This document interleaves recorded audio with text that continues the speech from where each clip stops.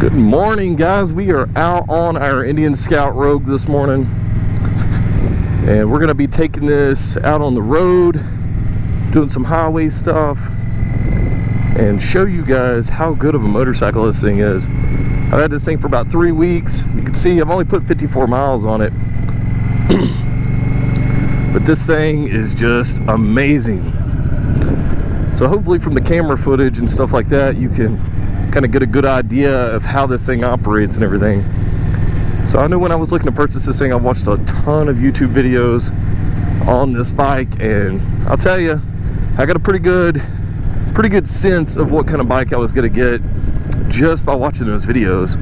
And then I went out and test drove this thing, and then I was not let down by any means. This thing just performed from the get-go.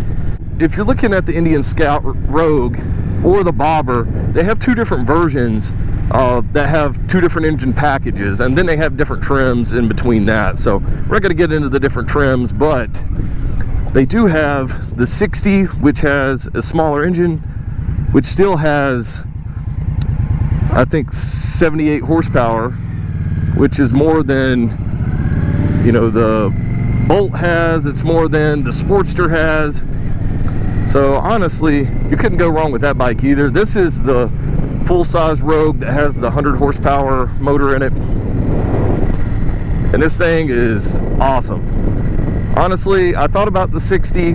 My dealership didn't have the 60, but when I was looking online, I had honestly thought about the 60 just because it literally has the same horsepower as the Iron 883. Maybe even a little bit more. So we were going to go with that one, but the dealership didn't even have it, and I'm like, you know what, might as well just get the full size, because, you know, I'll end up getting the smaller engine and then not be happy with it. So we ended up going full size, and I didn't make the wrong decision. This thing is what I wanted. But overall, this thing, you can listen at idle here at a stoplight. This thing, you know, it idles low, sounds good. We're gonna put some of the GP Shorty pipes on it. I really just wanted to do a couple reviews with the stock mufflers on it, just for now.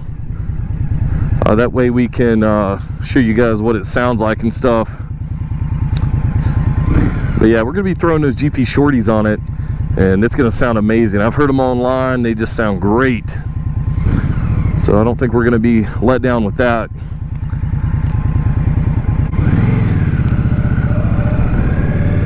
This thing, you can lean it easy. It's very nimble. The controls are easy. I love the mini apes on this thing. They are just great. Really puts you in that seated position. You know, I rode the Bobber too because I wanted to, you know, kind of get a feel of it as well, just to see a comparison, just so I didn't have any doubt in my mind that I was getting the right motorcycle or the wrong motorcycle. So we did try out the Bobber, and the Bobber, you're just kind of, you're leaned forward, kind of in a sport bike mode, and I just didn't like that feel. It felt like it put a lot of strain on my back. But with these mini apes, you're kind of sitting like you would be in a chair. It's very comfortable. You got the forward controls down here that make it even more comfortable. So very impressed.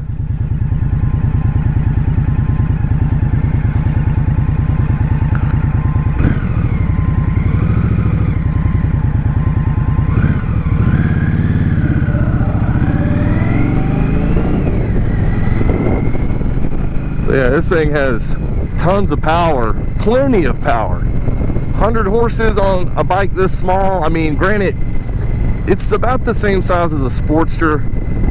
It just sits a lot lower, and I think it looks a little bit longer. Now, the numbers don't look like it's any longer, but this thing, when I see it in pictures, it looks like it's the same size as like the Street Bob, Harley Street Bob. So that's kind of what I look at the styling as being very similar to. I'll get off base and give you guys a good representation of what this bike does.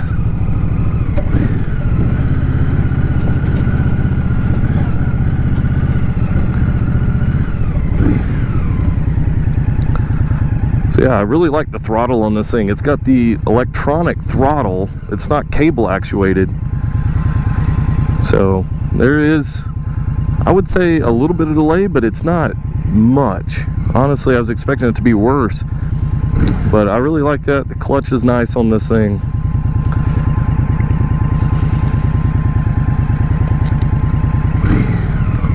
So if you don't know where I'm at, I'm in Albuquerque.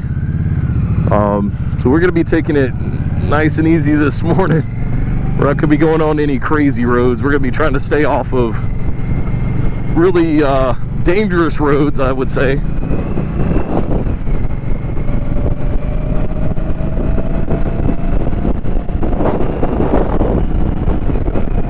So the full-size Rogue has 6 speeds on it. So I'm in 4th gear right now, and it's just doing great. I mean, even at 80 mile an hour, I'm gonna test this out, but even at 80 mile an hour, I think it's still gonna be idling pretty low. That's one good thing about having that extra gear, is you're not gonna be worried about, you know, running out of gears like you would on the Iron 883. The Bolt, you're gonna be running out of gears really quick. So that's one reason I went with this Rogue with the 6 speeds.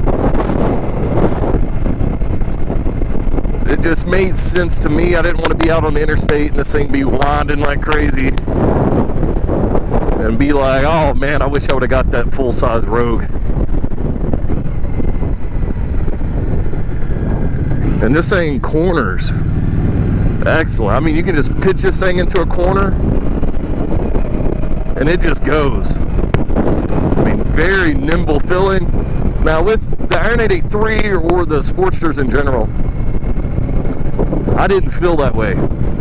I felt like those bikes are very, very top heavy. This bike is complete opposite, and it has a very low center of gravity, which I like. Makes this thing feel so nimble. And it just, I mean, you can just pitch it into a curve just like that. We're going to be doing a lot more curves and showing you, kind of how it does on that.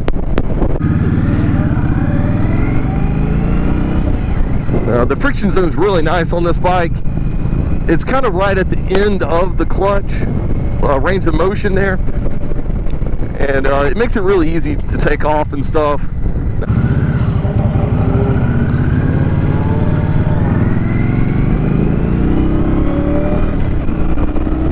This thing has tons of power. You can see, I mean, it just gets up to 60 in like no time. So power for this bike is no problem at all.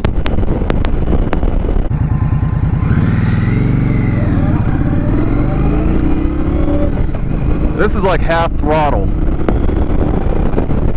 You look, we're already at 50. So another thing, if you look at the instrument cluster here, you can see you got a bunch of different selections here. You got trip 1, you got trip 1, you got your RPMs, and you can see we're only cruising at 28, 50 RPMs right now. And you got your voltmeter, then your mileage overall. So I'm going to go back to where we have our RPMs, because I just want to kind of keep a gauge of our RPMs. What a nice ride this morning. I mean, after a whole work week of just being stressed out, craziness, getting out on a motorcycle, this is some freedom I haven't had in a long time.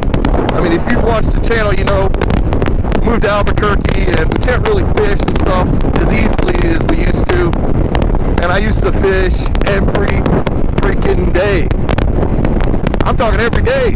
I was out there on the river fishing or a lake somewhere in Missouri. And I just don't have the freedom to do that out here. I mean, I'd have to drive over an hour to go anywhere and fish. I just don't have that kind of flexibility in my schedule. I mean, we're just cruising at 60 miles an hour right now. And this thing is just, I mean, it's windy as crap right now. There's no vibrations. This thing is so smooth that it's almost like a Cadillac. I mean, it's like a damn BMW cruisers, and this bike is small. thing only weighs, I think, 545 pounds with a full tank of fuel. So yeah, go out there, do your shopping, really focus on what you want, you know, whatever's in your budget. So I'll just give you a breakdown of why I went with this bike over the Bolt. Honestly, I really wanted the Bolt. You know, I've rode some Bolts that my buddies had in the past, and they're good bikes. I mean, they're good bikes, but so when I was doing cost comparisons, you know, the Bolt out here was going to be about $9,000. You add on tax, title, licensing, all that kind of stuff, you're probably going to get out of the dealer at around $11,000. And then, you know, knowing me, I got to mod everything out. So with me having to mod everything, I was going to throw on Vance & Hines staggered exhaust or something. It wasn't a short shot, so I don't think they make them anymore for the Bolt. But anyway, that was going to be $1,000. So that was going to be $1,000. So you're looking at $12,000. Well, this Indian sitting on the showroom floor was $13,100. And I'm like, you know, by the time I get out, tax, title, all that kind of stuff, I'm going to be looking at probably at least $15,000, possibly like $15,500 or more. So I'm like, I'm not going to have to spend a lot on exhaust because they make the GP shorties for this. And I don't have to do foreign controls. I don't have to do mini apes. It already has it. On the Bolt, I was going to have to do all that, get extended brake lines, extended cables. That was going to add at least another $1,000 just for those mods. So with the Bolt, you're looking at $12,000 again. And then I'm just like, I'm just going to go with the high quality bike for just a little bit more, and you're getting twice the horsepower. You're getting twice the quality. It is amazing out through here.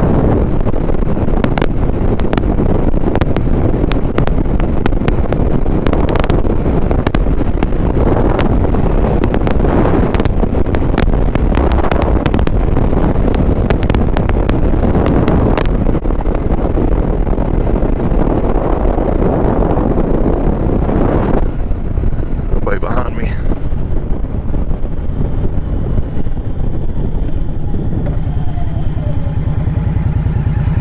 Right.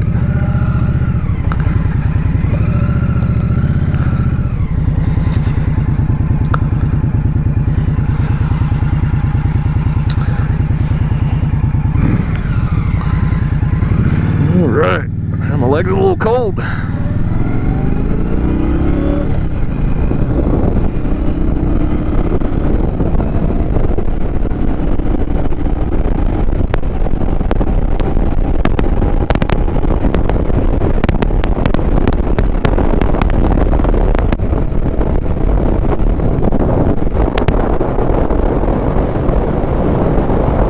Twisties on this road. Brought my camper up through here one time. Definitely curvy. So we're going to be hitting them. Hitting the twisties. Yeah, buddy. I told you, this bike's super nimble. You know, a lot of people say they scrape the pegs pretty easy with this thing. We'll see. Like I said, this is the first time I'm having it on the twisty stuff like this.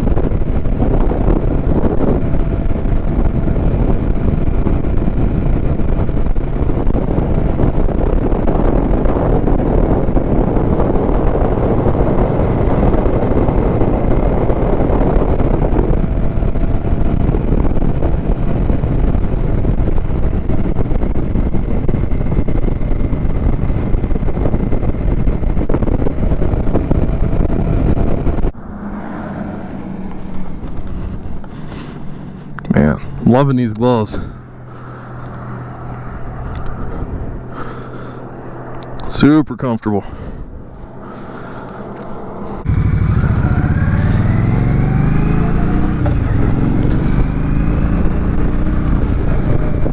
Back on our way down the mountain.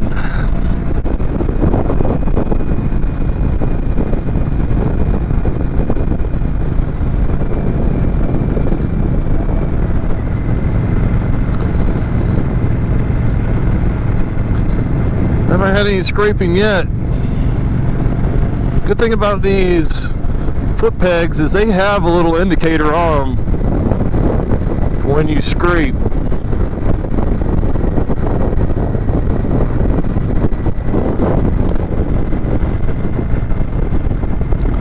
We're also going to be doing a video soon on how I set up for passengers on this bike. I installed the Indian Syndicate seat, the 2-up seat, and I installed the passenger foot pegs on this thing. So I paid, I think, $429 for the seat and then $200 for the pegs.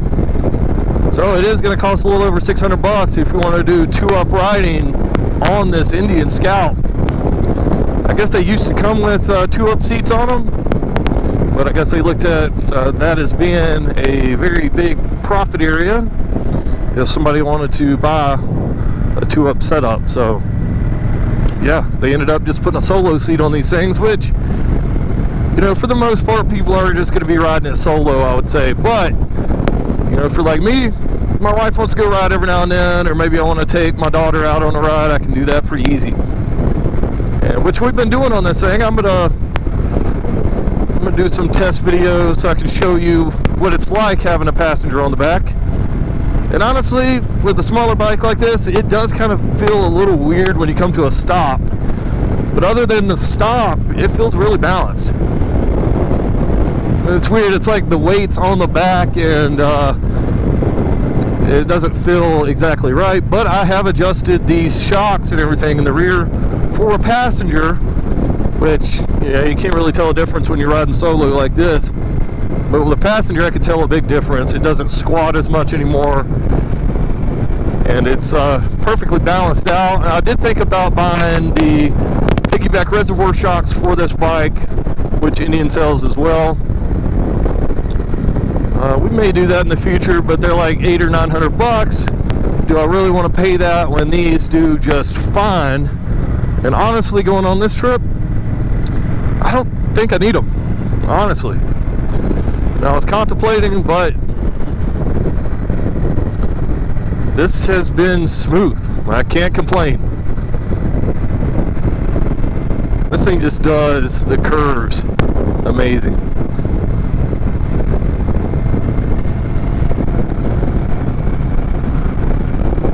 Now, I rode a Iron 883 through some curvy stuff years ago, and it just, like I said, felt top heavy. Doesn't feel like this bike. This bike feels low, it feels planted, it's right at home in these curves. I guess as much as it can be at home in the curves. I thought we were gonna scrape there. That was a pretty good turn.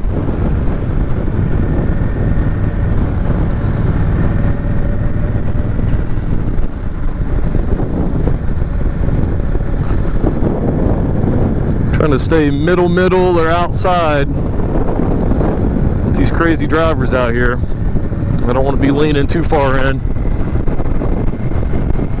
I swear, the last time I took my camper up through here, I swear there was people you'd meet, they'd be halfway in the other lane on these curves. It scared the shit out of me on a bike. So that's what we're watching out for. If you're wondering why he's just riding the outside.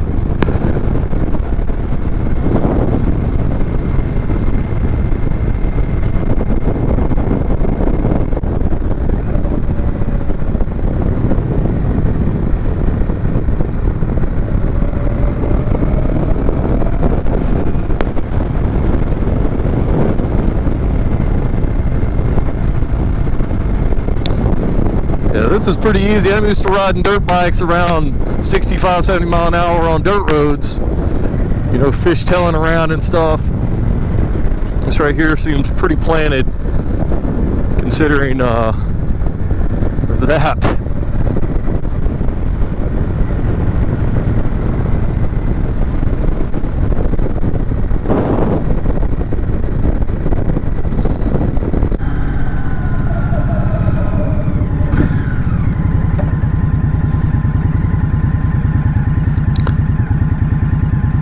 The brakes on this thing are awesome, and definitely suggest getting the ABS model And honestly, I've been looking at dealerships, a lot of them don't even order the standard model. They just automatically order the ABS. So that's one thing you're probably gonna have to look at if you're thinking about getting one of these bikes, is most dealers are only gonna have the ABS model. It's just a safer option for riders. So I think that's why they do it.